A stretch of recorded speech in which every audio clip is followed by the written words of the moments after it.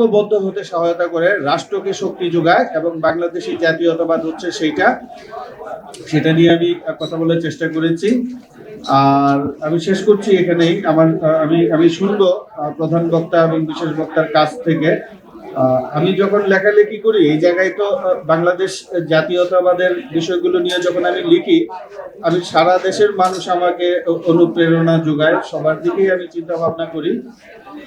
কিন্তু আমাদের এটা আসলে না বললেই না, আমাদের অনুপ্রেরণার বা আমার লেখালেখির যে মূল জায়গা বা চিন্তার ভাবনাটা, সেটা হচ্ছে রাষ্ট্রপতি জিয়াউর রহমান প্রবর্তিত তার যে রাজনীতি, তার যে দার্শনিক যে একটা জায়গায় উনি বাংলাদেশের রাজনীতিতে ভূমিকা রেখেছেন, সেইটা নিয়ে আমি কাজ করতে চাই বা কাজ করি, এবং সেটা আমাকে অনুপ্রেরণা যোগায়।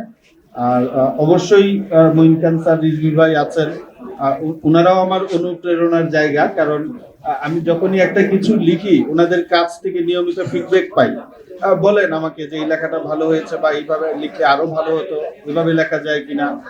তো ওনাদেরকে ধন্যবাদ আজকের এই অনুষ্ঠানে আসার জন্য। আমি বক্তব্য দীর্ঘায়িত করব না, আমরা বরং প্রধান অতিথি এবং বিশেষ অতিথির বক্তব্যটা শুনি।